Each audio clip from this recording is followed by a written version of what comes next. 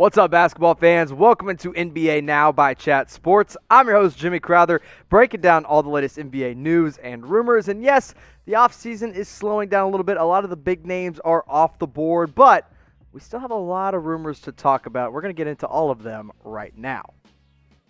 Myles Turner of the Indiana Pacers was reportedly offered to the Boston Celtics in a trade that would bring Gordon Hayward to Indiana.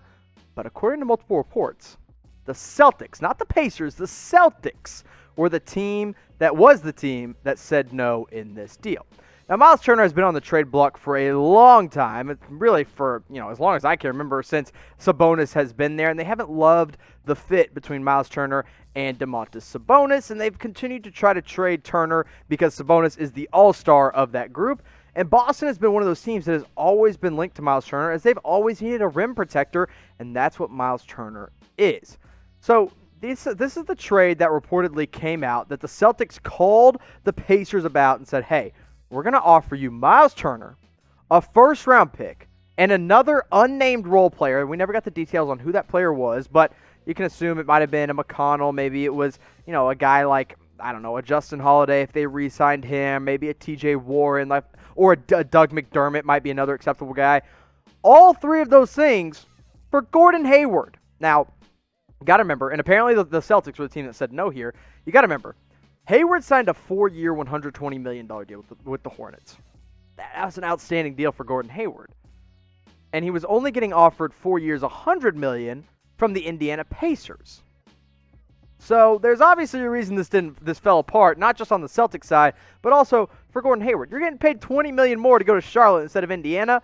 I think I might do that as well, but Boston reportedly said no to this one. But something you should say yes to, a deal, I should say, that you should say yes to, is this one over on Fanatics at chatsports.com/NBA jerseys. Jerseys are 25% off. Your favorite team, your favorite player, your favorite style of those jerseys are available today at chatsports.com/NBA jerseys. Make sure you put that S at the end of jerseys. I've had some people message me on Twitter saying, Jimmy, I used your link, it didn't work. Well, I asked them to send me the link, and they say chatsports.com/NBA jersey. No, it's NBA jerseys. Whatever your favorite team is, whatever your favorite player is, go check them out today at Fanatics. Christmas is right around the corner. You got to get a cheap gift for your NBA lover in your life. Go get it at chatsports.com/NBA jerseys. Every jersey, every player available today at Fanatics. Go check them out and get up to 25% off. Now, had the Celtics said yes to this, and Gordon Hayward said that he wanted to play for the Pacers, this would have been the starting five in Boston. You would have had a backcourt of Kimba and Marcus Smart. You would have had Jaylen Brown and Jason Tatum as your two kind of forward positions with Myles Turner in the middle. That gives you three guys that can score at will in Kimba, Tatum, and Brown, and three defensive stoppers in Brown, Turner, and Smart. This would have been the most well-rounded starting five the Celtics have ever had, but alas, Gordon Hayward is not going to Indiana. Had he gone to Indiana, here's a reason that I didn't really understand the Indiana pursuit for Gordon Hayward, because, listen, Brogdon, Oladipo, and Hayward, those are three guys that have constantly dealt with issues and injuries that just have hampered their careers. Same with Sabonis. And if you're relying that much on those guys to get you, 5th or 6th seed in the Eastern Conference, it's just not worth it. So the trade didn't happen, but there's still a chance Myles Turner ends up in Boston one day. I want you to make your predictions. Where will Myles Turner be playing next season? Comment down below in the comment section. Go ahead and scroll on down and let me know what you guys think. Where will Myles Turner play? Maybe it's Boston or maybe it's somewhere else. Listen, I think his days in Indiana are kind of numbered. I think at the end of the day, he's going to get traded by the trade deadline. I'm just not sure where he might go. So if you're watching live with us right now, shout out the team. Or if you're watching later, shout it out in the comment section. And if you want more Celtics coverage, please subscribe to our Celtics-only channel. It's brand new, and we're already growing like crazy. YouTube.com/CelticsTV. Go check us out over there and help us get to, what do we have to get to now? Like 5,000 subscribers. Is that our next goal? We'll make that the next goal for that one. So youtube.com/CelticsTV. Let's talk about Austin Rivers, now a member of the New York Knicks. It originally looked like he was just going to sign outright as a free agent, but the deal is officially done today because there was a trade that was involved. Sign and trade deal that landed Austin Rivers on the New York Knicks from the Houston Rockets. The deal is still the same at 3 years, $10 million, but here are the reported details of that trade. Rivers goes to the Knicks along with the draft rights to Sergio Llull, and a trade exception instead goes to the Rockets. They don't really get anything, but they can basically take back salary in that one. And the reason this is kind of significant here is because Sergio Llull is a guy with the Rockets were trying so hard to get to the NBA for so long. But he stayed in Real Madrid, and now he's in his 30s, and now with no Facundo Campazzo in Real Madrid, Sergio Llull is probably going to get the starting spot there, and I don't expect him to come to the NBA anytime soon. Now, the Knicks have tried to make that leap, but it just hasn't happened yet. Do you think this is the year? Will the Knicks make the playoffs? Type Y for yes, or type you're in for no. Let me know what you guys think in the comment section or in the live chat. Hassan Whiteside's returning to Sacramento. He's going back on a one-year veterans minimum deal. Look, he played his first 2 years in the NBA in Sacramento, but that was only 19 games before he went and played in Lebanon and in the G League. So he's kind of making a return, but not really.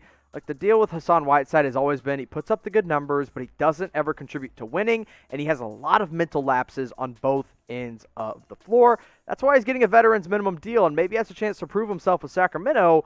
But going to a bad team is not really a good thing for Whiteside, because even though he puts up the double-double numbers and blocks nearly 3 shots per game, he just never wins games. He's never on a team that is consistently winning. Even when he was on the Blazers, they weren't that good until they got Jusuf Nurkic back. So now he goes to Sacramento.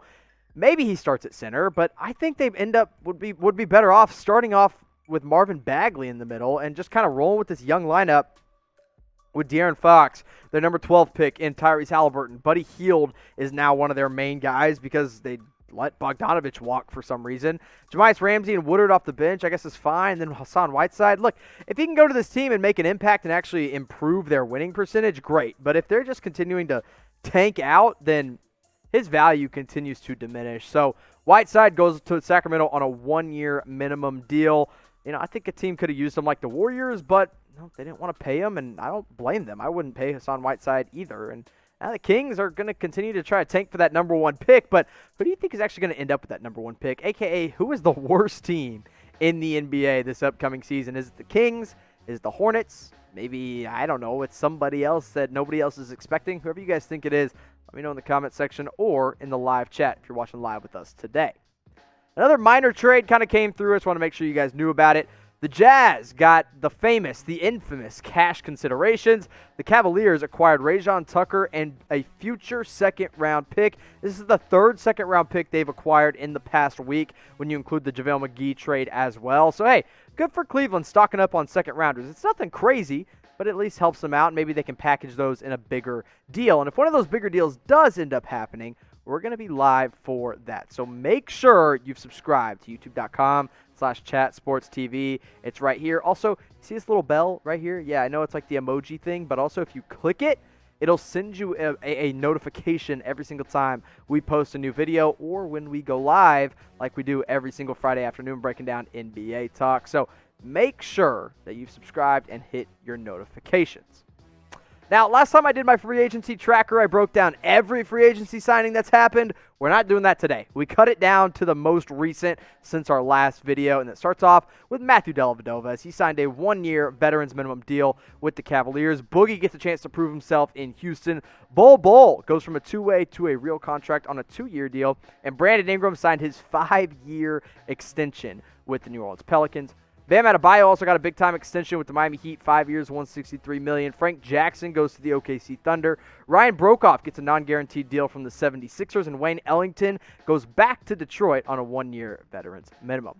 Hassan Whiteside, as we just broke down, gets his 1-year deal. Noah Vonleh going to the Chicago Bulls. Keelan Martin to the Indiana Pacers, and Nick Stauskas on a 1-year deal, former number 8 overall pick to the Milwaukee Bucks.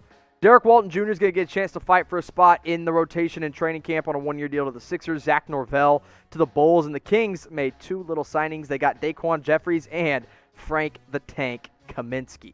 The Dallas Mavericks made the re-signing of J.J. Barea official on a 1-year veterans minimum deal. The Pelicans went out and signed 2 young, unproven guys in Wenyen Gabriel and Sindarius Sindarius Thornwell, which I'm like, why not? Those are young guys. They could contribute eventually. And then Kai Bowman goes from the Warriors to the Clippers, staying in California. And then finally, the Raptors, the last two moves that we've seen come across the wire here.